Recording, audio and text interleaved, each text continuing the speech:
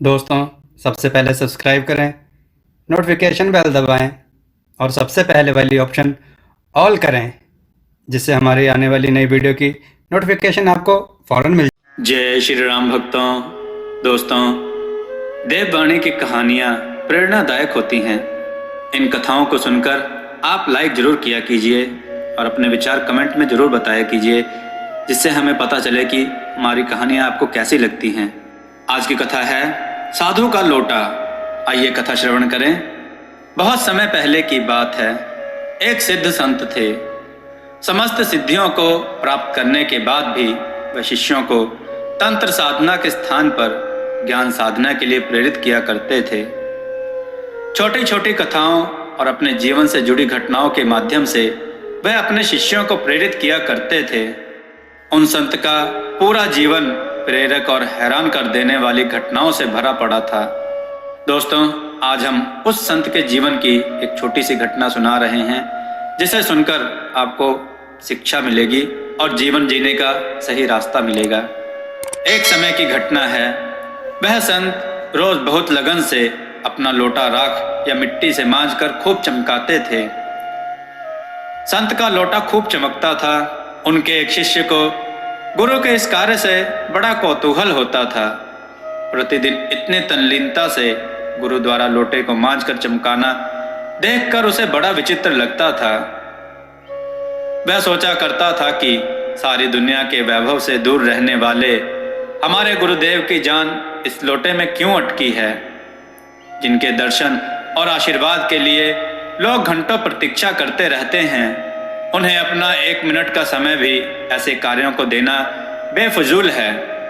मुझसे या किसी शिष्य से कह देते, हम उनका लोटा मांज देते, और फिर लोटा ही तो है। इसकी चमक के लिए ऐसे ज्ञानी व्यक्ति का एक पल भी देना व्यर्थ है।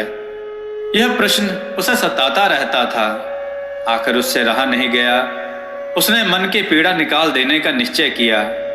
वह सीधा गुरुदेव के पास पहुंचा और पूछ ही बैठा, गुरु महाराज, आपका लोटा तो वैसे ही खूब चमकता है।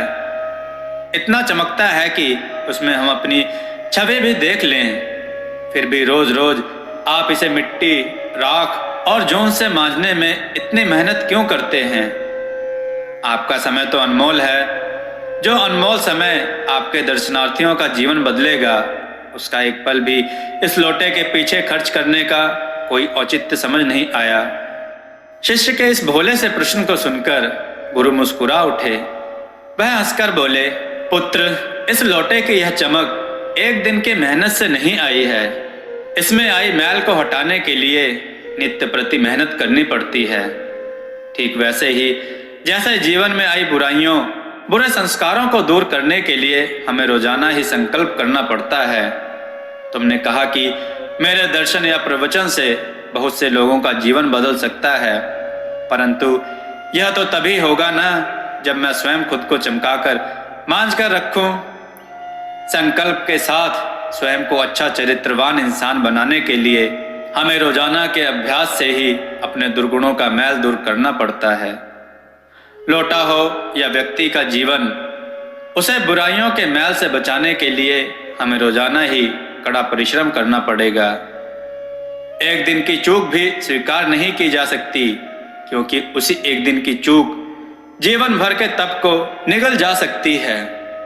चमक लोटे की हो या इंसान की, तभी बची रहेगी जब उसे निर्बाध्य गति से मांजते रहा जाए। तुम बहुत होनहार व्यक्ति हो। तुम स्वयं को इस लोटे की भांति समझना। मेरी एक बात को गांठ बांध कर रख लो, कभी भी स्वयं को पूर्णतः परिपक्व और हर प्रकार से योग्य मत समझना, बल्कि हमेशा यह भाव रखना कि तुम में सुधार की बहुत संभावना और आवश्यकता है। जब भी तुम्हें लगे कि भटक रहे हो, तो लोटे के स्थान पर खुद को रख लेना और तत्काल स्वयं को मांजने लगना। मित्रों, गुरुजी की इस बात के बड़े गूढ़ अर्थ हैं। प्रत्येक व्यक्ति को इसी प्रकार नियम से स्वयं को शुद्ध रखने का प्रयास करते रहना चाहिए। संसार की बुराइयां आपको घेरने का प्रयास करेंगी, आपको स्वयं को सुरक्षित रखना होगा। दूसरा यह कि प्रत्येक कार्य, चाहे वह देखने में लोटा मांजने जैसा तुच्छ कार्य ही क्यों ना हो, अगर मनोयोग से किया जाए तो उसमें विशिष्ट चमक बनकर आकर्षण पैदा करता है। साधारण काम को भी आप अपने असाधारण एकाग्र मनोयोग से विशिष्ट बना सकते हैं, उसका महत्व बढ़ा सकते हैं। आपके आसपास जो भी सबसे अयोग्य व्यक्ति दिखता हो, उसमें किसी तरह की योग्यता बढ़ाने का प्रयास करके आप अपना परीक्षण भी कर सकते हैं कि आप कितने अच्छे गुरु हैं। दोस्तों, आपको यह कथा कैसी लगी? अपने विचार और सुझाव कमेंट में जरूर दें। हमारी कथाओं को लाइक करें, हमारे चैनल को सब्सक्राइब करना ना भूलें, हमारी कथाओं को शेयर जरूर करें जिससे लोगों को अच्छा ज्ञान प्राप्त हो। जय श्री राम भक्तों।